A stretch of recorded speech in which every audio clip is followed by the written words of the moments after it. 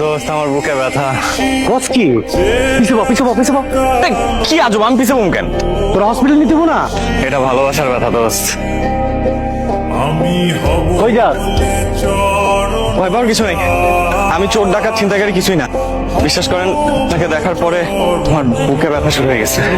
এখন পর্যন্ত আমার জীবনে, মানে আমার লাইফে আমি যত মেয়ে দেখছি, আমার কোনোদিন ব্যথা হয় নাই।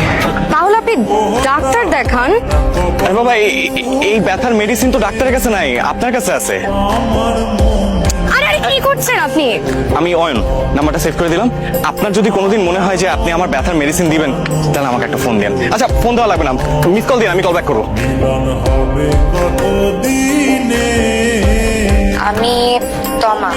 আপনার বুকে ব্যথা এখনো আছে নাকি চলে গেছে? আছে, ব্যথা আছে, অনেক ব্যথা। তো মিস্টার অয়ন, আপনি ব্যথা কি কমাতে চান নাকি এই ব্যথা নিয়ে বাকি জীবন কাটাতে চান? কমাতে চাই। তাহলে আমি একটা অ্যাড্রেস SMS করে দিচ্ছি, 1 ঘন্টা পর এখানে চলে আসবেন। আমি বাড়ি থেকে পালিয়ে আসছি। পালিয়ে আসছেন কেন? সেই কথা না হয় পরে বলি। আপনার বুকে ব্যথা কমেছে? বুকে এক মিনিট। দোস্ত তুই কই? বাসায় ঘুমাই। মেয়ে তো পালাই চলে আসছে। বাহ, মেঘনা চাটি বৃষ্টি।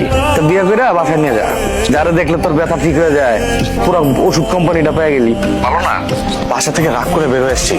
কিচ্ছু হইব না, এই মায়া নিয়ে গেলে বাসার সবাই তোর উপরে খুশি হয়, ওটা আরো তোর পুরস্কৃত করবো। আচ্ছা ঠিক আছে, আসেন। কোথায় যাচ্ছি? ওঠেন, তারপর বলতেছি, আসেন। আসসালামু আলাইকুম।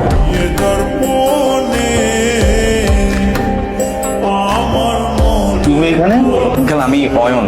তোমার নাম তো আমার শুনতে হবে না, তোমার আমি ভালো করে চিনি। আঙ্কেল, আপনার মেয়ে। তোমার? তুই আমার মেয়ে নিয়ে পালাইছস? আমার মেয়ে মাস্টার ছেলে নিয়ে পালাইছস? একদম চুপ কর। তুই এই ফালতু ছেলেটার সঙ্গে আমার মেয়ে পালাইছস? আঙ্কেল, আমি তোর মুখ আমি দেখতে চাই না। যা, এই বাড়ির দরজা আজ থেকে তোর জন্য বন্ধ। যা, কথাটা একটু শোনে না। একটা কথা আমি শুনতে চাই না। রাতে বলছিলি ওকে? অয়ন ওকে? ভাবি, ও তমা। আজকেই পরিচয় আমাদের, কয়টা দিন আমাদের বাসায় থাকবে আর কি। বাহ, একদিনের পরিচয় তুমি একটা মেয়েকে রাস্তা থেকে বাসায় নিয়ে আসছো? এই, এদিকে সরেখানা পাইছো? এই তানভীরের আব্বা, এদিকে আসো। তোমার ভাই কাকে নিয়ে আসছে তুমি দেখো। কি রে অয়ন, কে এটা? ভাইয়া, ও ওই বাসা থেকে রাগ করে চলে আসছে, তো আমাদের বাসায় নিয়ে আসছি, কয়টা দিন থাকবে। খুব ভালো কাজ করছিস। তোর আগে এটা ভাবা উচিত ছিল এই বাসায় তোর নিজের থাকার জায়গা আছে কিনা। এই চলো।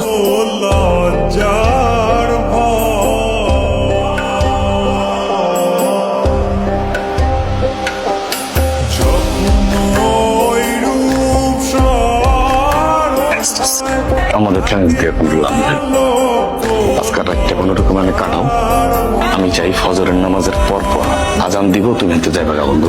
আমি কই যাবো? কি করতেছিস? না কই যাবো এটা তার আমি জানি না। আমি তো তোমার কন্ট্যাক্ট করে আনে নিয়ে আইনি যে বন্ধু তুমি আও।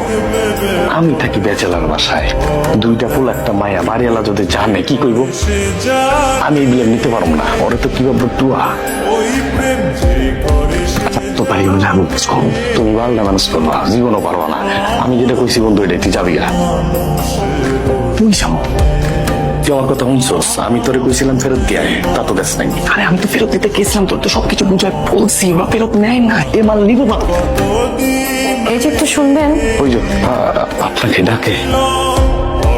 আমি মনে হয় আপনাকে খুব বিপদে ফেলে দিয়েছে, তাই না?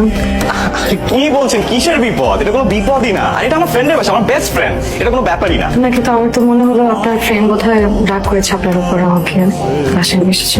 আরে না, আপনি ভুল বুঝতেছেন। ও তো অনেক খুশি। আপনি বিশ্বাসই করতে পারেন না ও কতটা খুশি। ভালোই। ও যেটা বলছে ঠিকই, আমি অনেক খুশি।